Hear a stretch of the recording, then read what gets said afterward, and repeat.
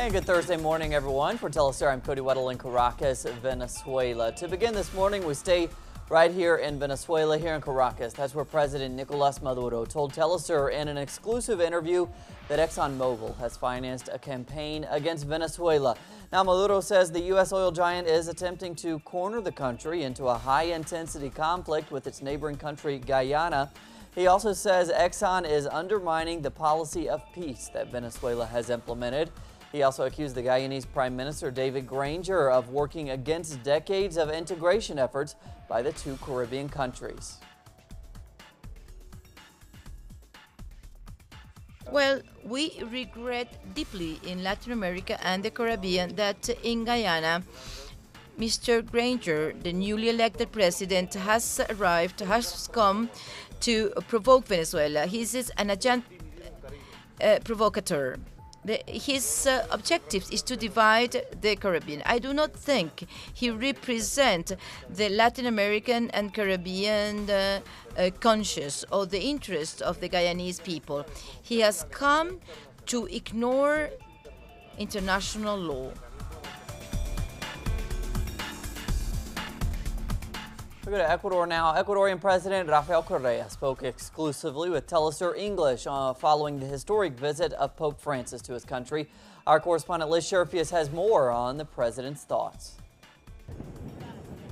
Pope Francis has parted for Bolivia following 3 days of masses as well as visits with some of the most vulnerable members of Ecuadorian society. The visit of Pope Francis brought important messages of peaceful debate and social equality to the country at a time when tensions are high following a month of right-wing protests over wealth redistribution bills proposed by the executive branch, which often ended in violence. We are going to continue his thoughts with speed. We are going to sit down for dialogue. But this does not mean we are going to try to please everyone. It means that we are going to process conflicts in an adequate way. But careful. Sometimes my words are taken out of context. They think that this is a bourgeois democracy and that we have to please everyone and accomplish nothing. We need to confront each other, but confront each other with ideas. Dialogue was a major theme in the masses given by Pope Francis. The government of Ecuador called for a national dialogue on equality and social justice when the capital gains bill and inheritance tax were temporarily suspended from the National Assembly. The opposition has refused to participate in these dialogues, and they have said that they would begin marching once again with the departure of Pope Francis. The protests are honestly really horrible, very difficult for all Ecuadorians, but dialogue is always good. We always have to engage in dialogue. Yesenia Mitena Zamora was a volunteer at Quito's Bicentenario Park Mass, and she said she listened attentively to Pope Francis's sermon. She said that his messages of redistribution and social equality ring true to the current political climate in Ecuador. President Correa is working for the whole country, for us as citizens, so that everyone can have the same economic equality. And a message which was given by the Pope, which President Correa is doing, is redistributing the wealth of all Ecuadorians.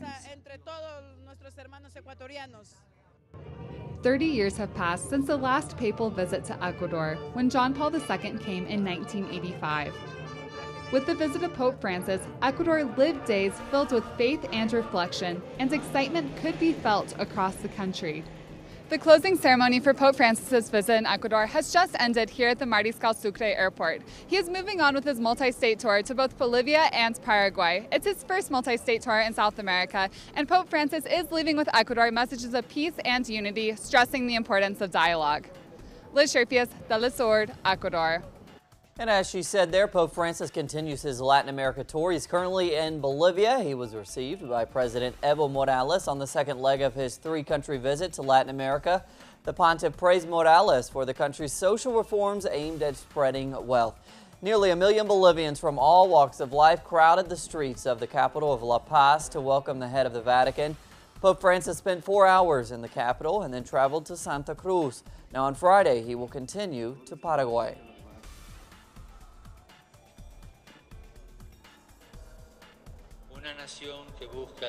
A nation that searches for the well-being of all cannot enclose itself. The migration issue demonstrates this to us. The development of diplomacy with countries that avoid conflicts and contributes to frank and open dialogue regarding conflicts is indispensable. I am thinking about the ocean here. Dialogue. Dialogue is indispensable. Moving on, we go to Colombia. That's where President Juan Manuel Santos has reacted to the FARC's decision to once again enter a unilateral ceasefire. Now, you remember FARC leaders decided to implement the measure for 1 month.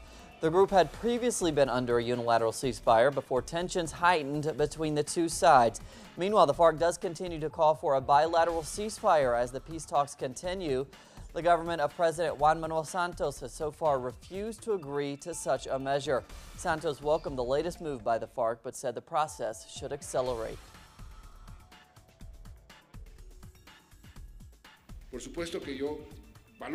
Of course I appreciate this gesture. How can you not?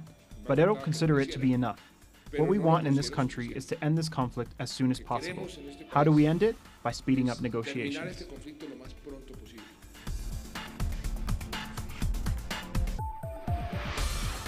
And now we're going to take a look at some of the other stories that we're covering around the world. Russian President Vladimir Putin welcomed the leaders of India, China, South Africa and Brazil at the opening ceremony of the BRICS summit in the Russian city of Ufa.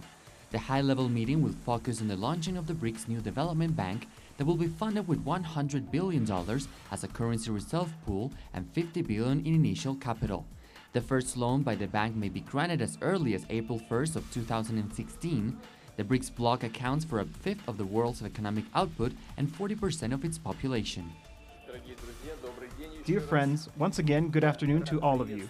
I am glad to greet you all, my colleagues and friends, at the BRICS Summit. We will discuss today the whole range of issues with regard to cooperation within our grouping. Greek Prime Minister Alexis Tsipras met with his cabinet a few hours ago in Athens. His government is preparing a detailed proposal of reforms that it will present later today to its international creditors. Greece seeks to unlock an aid package before its banks run out of money, forcing the country into bankruptcy and possibly its exit from the Eurozone. The Eurozone leaders have given Greece till next Sunday to come up with reforms and austerity measures that Tsipras and the people of Greece have rejected. I am optimistic the government will do the right thing, unlike the previous ones, which destroyed us for 40 years. Iran and the world's 6 major powers are in Vienna again, continuing with the nuclear negotiations. Russia expressed optimism that a deal with Tehran will soon be reached. Western countries have accused Iran of seeking the capability to build nuclear weapons, but Iran assured its program is peaceful. The Russian Foreign Minister Sergei Lavrov told negotiators that the arms embargo against Iran should be lifted as soon as an agreement is signed. We are advocating for lifting of the arms embargo as soon as possible, after the deal is reached. Even more so, as Iran, as we have all now seen, is a dedicated supporter of the fight against Islamic State and of clearing the region and the rest of the world of this threat.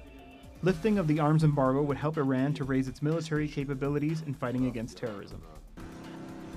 As the Syrian internal conflict enters its 5th year and peace appears to be unreachable, the refugee crisis caused by the civil war has soared to historical levels.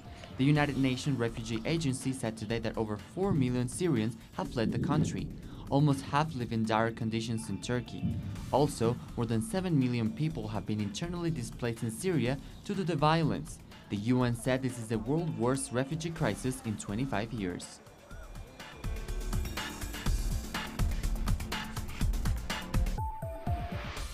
And we end this morning with sports. U.S. boxer Floyd Mayweather has announced he will stage one last fight in September. Now, it's unclear who he will face before retiring. The announcement comes days after he was stripped of all of his championship titles because he failed to make a payment of $200,000 to the World Boxing Organization for rights to fight for a world title. This despite having won $220 million in the fight against Manny Pacquiao.